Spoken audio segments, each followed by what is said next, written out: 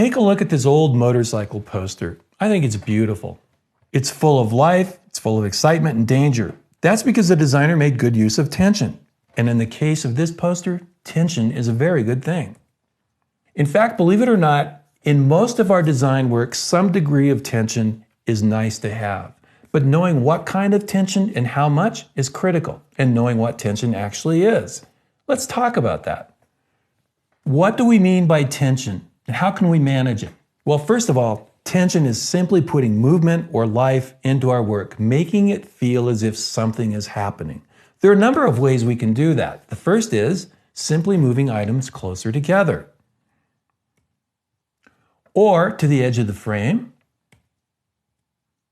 or out of balance, or by tilting elements, or with the use of sharp angles. In fact, I'm saying that best practices in design number 8 is use tension to put life and movement into your work. Let's take a look at how each of these types of tension can put movement, can put excitement into our composition. Let's start with proximity. Proximity simply says, if we move any two items closer together in our composition, it will create an area of interest. It will create tension, and it will attract the audience. It will bring them in.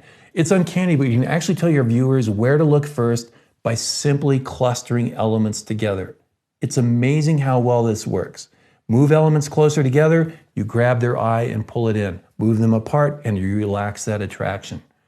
If we want our audience to know, for instance, that Red Train is playing on October 30th, we'll make that our highest incidence of proximity. That's where we cluster things.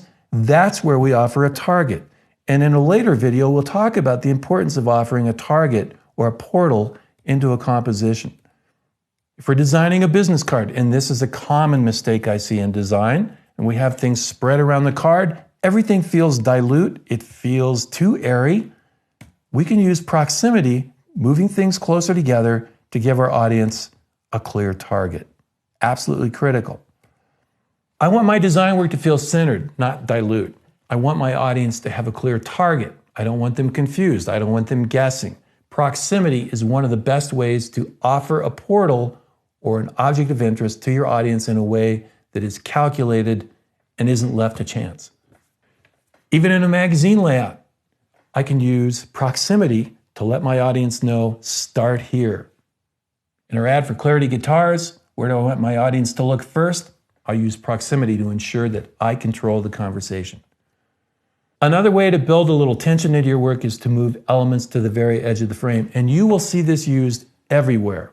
You can hardly pick up a magazine today, especially an action sports magazine, without seeing this in use. It's incredibly popular. It's incredibly powerful. Simply moving an element to the edge of the screen sets up a high degree of tension. Film buffs, have you seen The King's Speech? Great movie, great acting job by Colin Firth, by the way. I highly recommend this movie if you haven't seen it. But there's a weird thing about this movie, and that's the framing.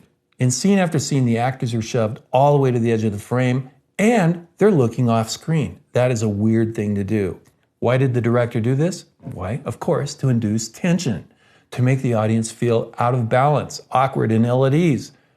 In this particular case, that's the beauty of filmmaking, using framing, using tension to impart an emotion and a feel into a particular shot. Gorgeous. We do the same thing as graphic designers. I did this piece for a group at the University of Colorado. Their logo is camp. I shoved it all the way to the edge of this PowerPoint title slide, again to give a feel of tension. Here we see the same thing in an ad from The New Yorker for an HBO series. In this case, the actor Frances McDormand shoved all the way to the edge of the frame and even off screen. That looks really cool, and that builds tension. If you're designing a business card, there's no law in the world that says you can't shove the name of the company to the edge and even a little bit off the card. It's an incredible way to get people to feel a sense of dynamics and movement. When I was in art school, we were told to never shove something toward the edge of the frame because it causes tension. Now designers do it all the time. The thing is, if you're doing this, you want to be in control. You want to know why you're doing it. If I shove elements to the edge of the frame, I'd better go all the way. If I get just close to the edge, If it's accidental, it will feel simply like a weak, undeveloped margin, which isn't good. That doesn't feel right. So when we're working with this type of tension, go big or go home. So now we look at the Clarity Guitar ad and we see that we're taking Best Friends, the title for the ad, and we're shoving it all the way to the edge of the ad, even a little bit beyond the edge. That's a good thing to do because it creates tension. By the way, we're still sampling color from the background image and infusing graphic elements in the composition from that color. Great trick. Remember to use it.